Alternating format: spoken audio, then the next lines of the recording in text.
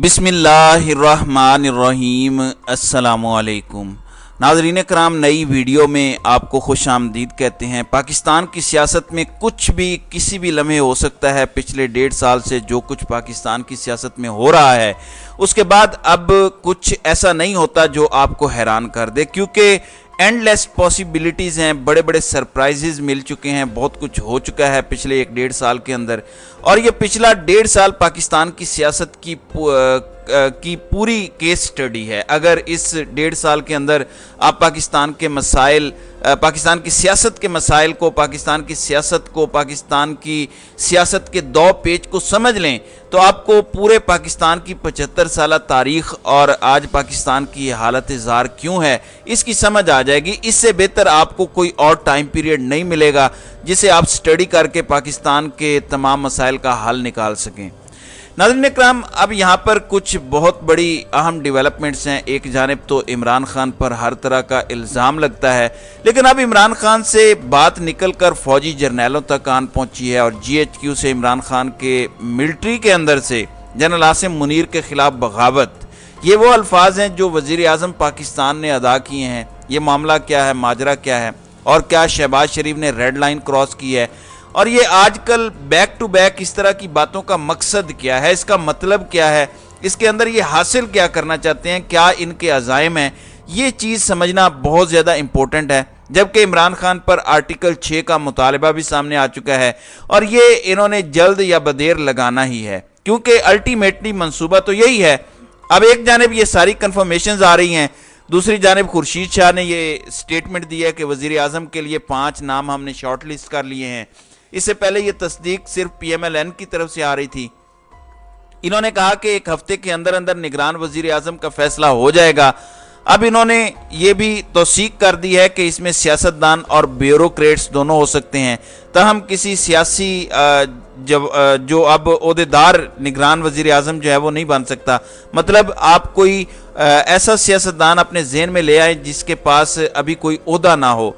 अब वो कौन हो सकता है, किस तरह की शख्सियत होगी, that is going to be very important. फिर खुर्शीद शाह ने कहा कि 9 अगस्त को असम्बलियाँ तहलील कर दी जाएंगी, निगरान वज़ीर आज़म कौन होगा इसका हतमी फैसला PDM करेगी। शहबाज शरीफ ने भी स्टेटमेंट दे दी है। शहबाज शरीफ ने कहा कि 9 मई की साजिश का सरगना इमरान खान था। मुद्दत ख़त्म होने से पहले असम्बलियाँ तहलील करने की समरी वज़ीर मुमलिकत डॉक्टर आरिफ अलवी को भिजवा दी जाएगी। अब एक जानिब शहबाज शरीफ हैं तो वहीं दूसरी जानिब राजा रियाज भी हैं। राजा रियाज से किसने पूछना है, वो तो ना तो 3 में है ना 13 में। राजा रियाज इमरान खान के हवाले से जिस तरह की बातें पार्लियामेंट के अंदर खड़े होकर करते हैं, मैं समझता हूँ कि वो इंतहाई अजीब व गरीब और मायूब हैं। जाहिर है राजा रियाज की वर्थ एक अपोजिशन लीडर की तो है ही नहीं।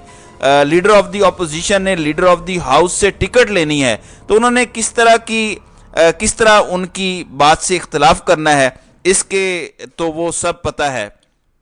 फिर आले शरीफ तो बादशाहत है, इनके सामने तो फिर आपको रियाया बनना पड़ता है। पार्टी के मेंबर नहीं होते आप पार्टी की सिर्फ लीडरशिप नहीं होते, आप उनके सब कुछ होते हैं, उनके माए बाप होते हैं।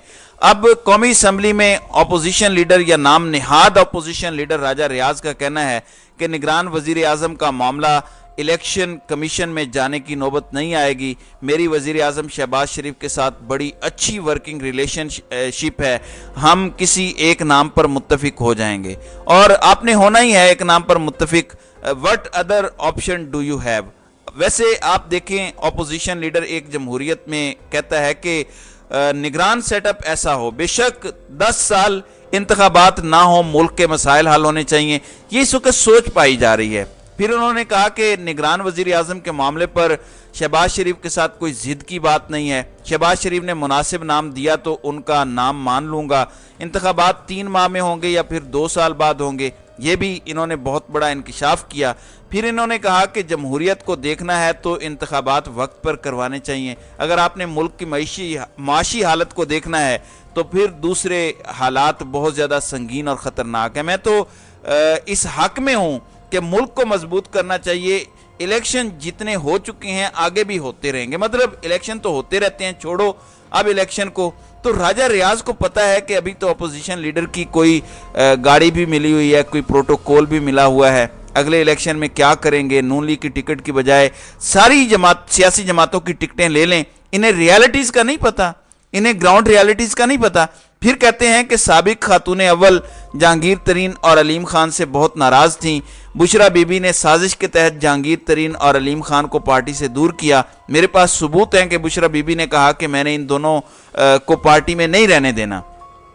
پھر سابق وزیر اعلیٰ خیبر پختونخوا کے بھی بشرا بی بی کے ساتھ رابطے تھے۔ انہوں نے الزام لگایا کہ بشرا بی بی جادو ٹونے کر کے صوبہ چیئرمین پی ٹی آئی کو بتاتی تھیں کہ آج آپ نے یہ فیصلے کرنے ہیں۔ 100% جادو ٹونے ہوتے تھے، بشرا بی بی جادو ٹونوں کے ذریعے فیصلوں کے بدلے پیسے لیتی تھی۔ مطلب یہ کتنی عجیب و غریب باتیں کر رہے ہیں۔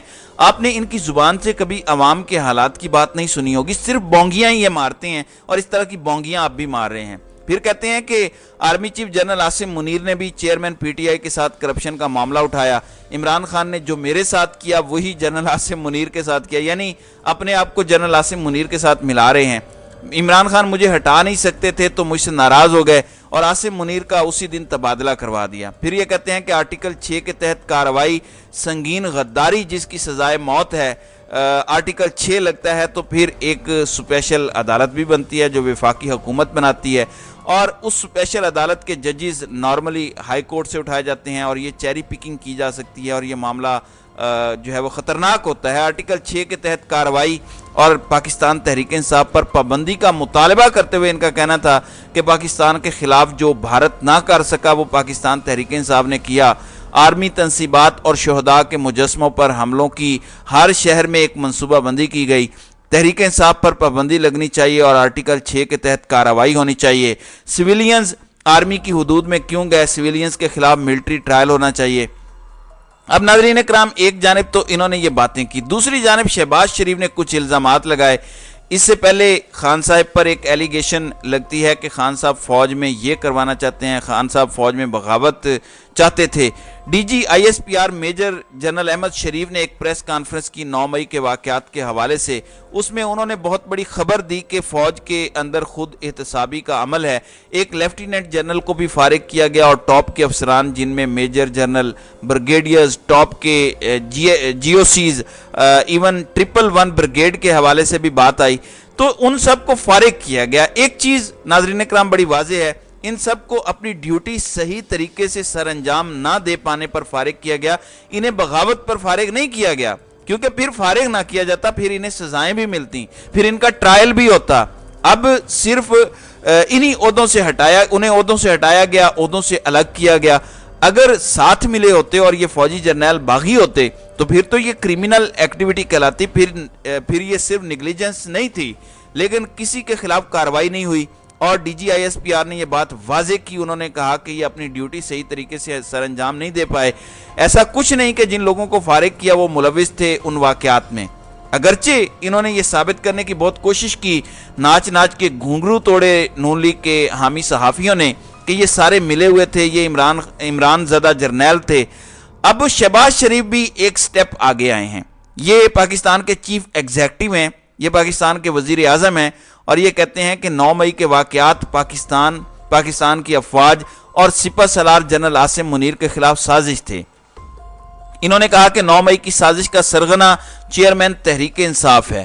انہوں نے کہا کہ 9 مئی کی سازش میں خواتین، مرد، سیاسی جتھا، کچھ فوجی اور ان کے خاندان شامل تھے، باقی سب کچھ چھوڑ دیں، کچھ فوجی شامل تھے۔ یہ چیز بڑی امپورٹنٹ اور غور طلب ہے۔ انہوں نے کہا کہ 9 مئی کی سازش کرنے والوں کی کوشش تھی کہ فوج کا تختہ الٹ دیں۔ 9 مئی کی سازش کرنے والے ملک میں انارکی اور خانہ جنگی چاہتے تھے۔ تو یہ شہباز شریف نے ایک ایلیگیشن لگایا ہے، ایک الزام لگایا ہے جو بھکاری اعظم شہباز شریف کی جانب سے لگایا گیا ہے۔ اگر تو ایسا ہے تو یہ بہت سیریس معاملہ ہے، پھر تو سزائیں ملنی چاہیے، صرف عہدے سے الگ کرنا کافی نہیں ہے، کیونکہ فوج کے اندر بغاوت قطعاً قابل برداشت نہیں ہے۔ ایک ہی تو پاکستان کا ڈسپلنڈ ادارہ ہے، پاکستان کی بقا اور سلامتی کا ضامن ادارہ ہے، لیکن یہ اب کسے میسج دینا چاہ رہے ہیں؟ کیونکہ this is not an attack on Imran Khan, this statement is clearly an allegation on few military officers. اور اگر ایسا ہے تو پھر وہ اس وقت کہاں پر ٹرائل ہو رہا ہے قوم بھی جانے، پتہ چلے کس نے فوج کے اندر بغاوت کی ہے اور عمران خان کے ساتھ پھر اس کا لنک اسٹیبلش کیا جائے۔ اگر ایسا ہے تو یہ بہت سنگین بات ہے، یہ بہت غلط بات ہے، یہ نہیں ہونا چاہیے۔ پھر آپ دیکھیں خواجہ آصف نے جو ریسنٹ بات کی، اپریل 2019 میں انہیں آفر ہوئی کہ عمران خان کی حکومت گراتے ہیں، اس time D G I S I general Asim Munir تھے۔ راولپنڈی میں ہلچل ہے اس پر، راولپنڈی میں خواجہ آصف موجودہ وزیر دفاع کی سٹیٹمنٹ پر ہلچل ہے، اور یہ تو ایک کلیئر ایلیگیشن موجودہ آرمی چیف پر بھی لگا رہے ہیں بیٹھ کے۔ زبان سے نکلی ہوئی بات اب واپس نہیں آئے گی، اب اس کے اپنے اپنے ترجمے ہو رہے ہیں۔ اب یہ کاکے بن جائیں گے کہ نہیں یہ ہمارا مقصد نہیں تھا، اب یہ تکے لگائیں گے کہ نہیں مجھے لگتا ہے کہ یہ جنرل باجوہ کے کہنے پر پیغام پہنچا، جنرل عاصم منیر کے کہنے پر پیغام نہیں پہنچا۔ اس طرح کی جتنی یہ باتیں کر لیں، ناظرین اکرام، انسٹیٹیوشنز بہت عام ہیں اس ملک کے، انہیں کنٹروورشل نہ کریں، خاص طور پر سرونگ آفیسرز کو کنٹروورشل نہیں کرنا چاہیے، یہ اچھا نہیں ہے۔ اب دیکھتے ہیں کہ اندر کھاتے چل کیا رہا ہے۔ مجھے اس میں زیادہ انٹرسٹ ہے کہ یہ سب کچھ یہ کر کیوں رہے ہیں، اصل ان کی گیم کیا ہے، اصل ان کے مقاصد کیا ہیں۔